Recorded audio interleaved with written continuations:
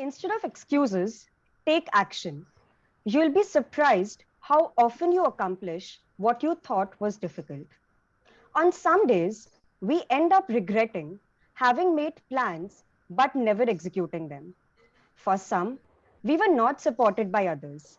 But for some, we never dared to ask because asking might have put us in uncomfortable situations, jeopardize our so called images, and we agree to live with the regret, blaming the situation for it later. But today, we have with us Miss Nikita Agarwal, who also made plans but dared to ask. Without letting the assumed stereotypes corrupt her mind, she went ahead, pursuing an MBA after a year of her marriage and is now working as a lead strategist at Google. Let us unravel her journey with the lady herself. So, hi, Miss Nikita. Hi, Prachi. So, how did the idea of pursuing an MBA occur to you? Like, was it always in your plans for your career? Honestly, no, it was not in the plans ever. I graduated in 2012 from an engineering college in Assam, and had been working after that in the software industry. So started working with TCS, then moved joined Capital One as a data analyst, and I was pretty happy. I kind of what you say, settled in life. But somewhere I think after I got married, it was a small incident actually. So one of the fresher students, like fresher in my office, just casually asked me, Yogita, आपने कभी नहीं सोचा, like did you never think of doing an MBA? And I said no, like I did not ever want to do any higher education. That was my answer. But I don't know where, like, but it did get me thinking of, like, why did I actually never? So I thought maybe I should. So, did you give it a thought? Like, how did you plan to go about it? So the idea came, but then I was like, okay, this is now weird. I just got married and I was living with my in-laws. I still am. So, and it was like, I had I had never thought of it, so I'd never mentioned it to anyone. So I was like, okay, what are they going to think now? We just got married, and I'm going to say that I want to do an MBA, and that too, I thought if I have to do it, I want to do a full 2 year MBA. It was like I was just So totally that unsure of, so how they would interrupting react. you there, that brings me to the next thing. Like, since you were married, so why didn't you consider the options for an executive MBA or like a distant learning program, as it would suit you more? That thought did come to my mind, but honestly, like I did not. I always believe that, being married or anything like that, you shouldn't think that your life is over. Like a lot of times, I think at least for women, it's like, now you're married and now you can't do anything different. So I just thought that I'm at least not going to, let's not try to constrain myself. So if I'm doing an MBA, I should do a full 2 year thing. But then also I was thinking that I'm already like at a certain age. What are the next steps regarding family? So then does 2 year make sense? And what if I had no idea about CAT? So I was like, what if I don't clear it this year? Will I, like, next year I'll join it, and then 2 years? So all those thoughts did come to my mind. And then society does, like, as you said in the beginning, right? It holds you back with the stereotypes that you have seen throughout your life. So even it's not active in your mind, but passively it's there in your subconscious, and that does, like, it impacts all your decisions that you're making. So yeah, all So those right. thoughts were there. So as you mentioned, like you had by then you had made up your mind that it was a full-time MBA that you wanted to go for. So what were, like, along with the few challenges you already mentioned, like you were at the, I mean, peak of your age, as you call it, and what were the other challenges that you saw forthcoming? I was definitely expecting, like, there'll be some pushback from my in-laws. I think it's just natural to think like that. Even though I knew that they are pretty modern, and they have very forward thinking, but still I thought that's what you always hear from everybody, right? So yeah, I was super scared of asking them. First, starting with, like, asking my husband, in fact. So he was supportive. That was the first step. And then he said, we actually made a whole plan and script of how we are going to bring it up in front of his parents. Was that a written But script? it wasn't, but it was practiced. Okay. But yeah, it was very different, the reaction. So Okay, yeah, the before we reaction. move to the reaction exactly, so as you mentioned, like Sure. the family planning and the kind of problems you were like you saw might come.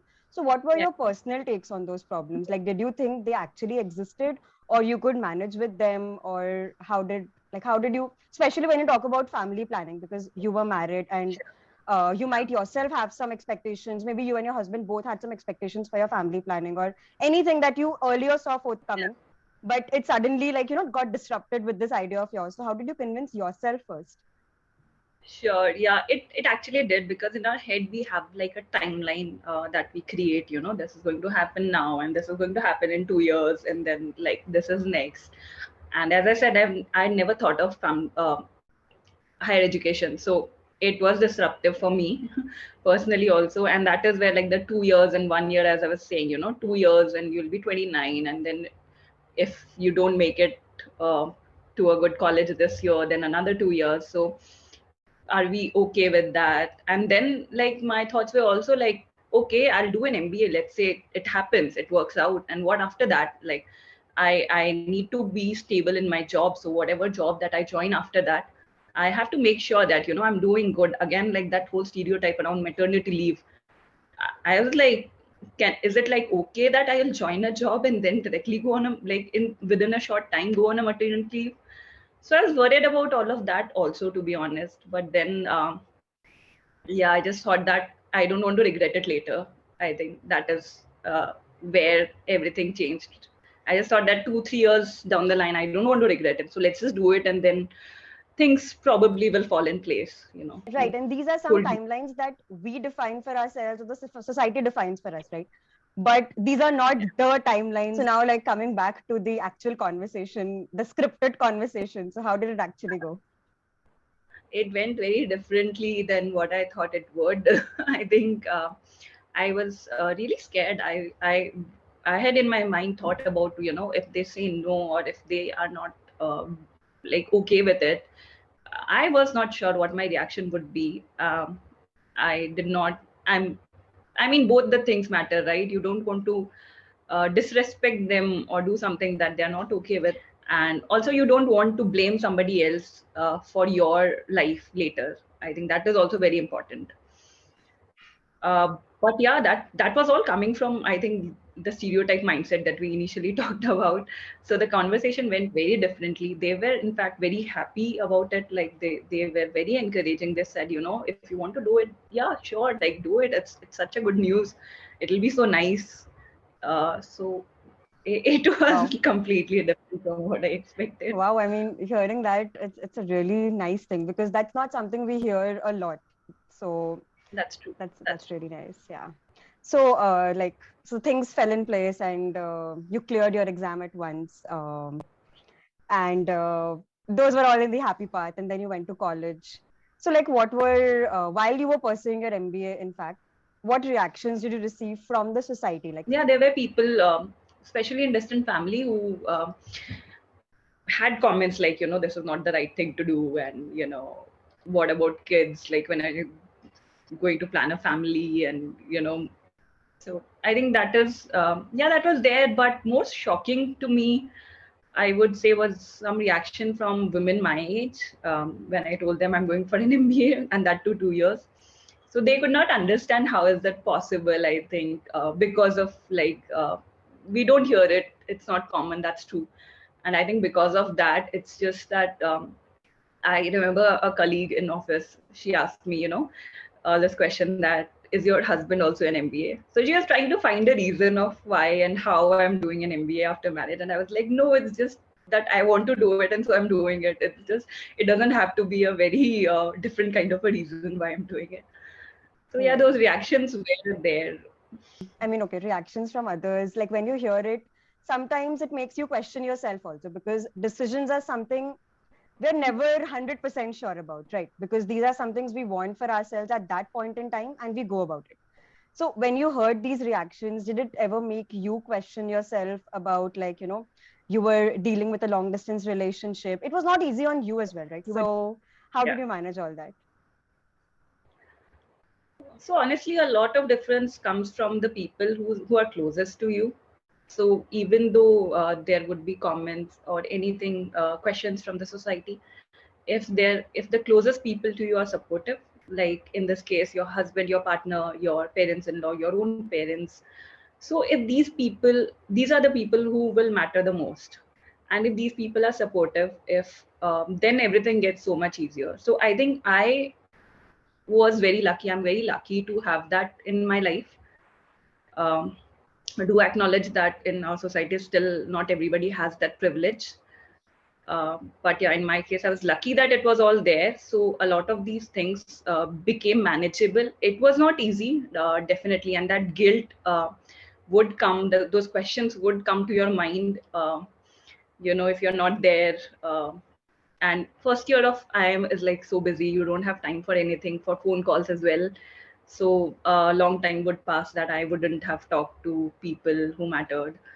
But everyone was so supportive. So that is where I think everything is different. So it's more about believing in yourself and having somebody with you who believes in you as well, maybe. It was a great conversation with you, Nikita. Do you want to end with, like, a small message for the people? Because I know it's not only with your in-laws, but sometimes even with our parents, we're just hesitant to ask, and sometimes we miss on an opportunity like that.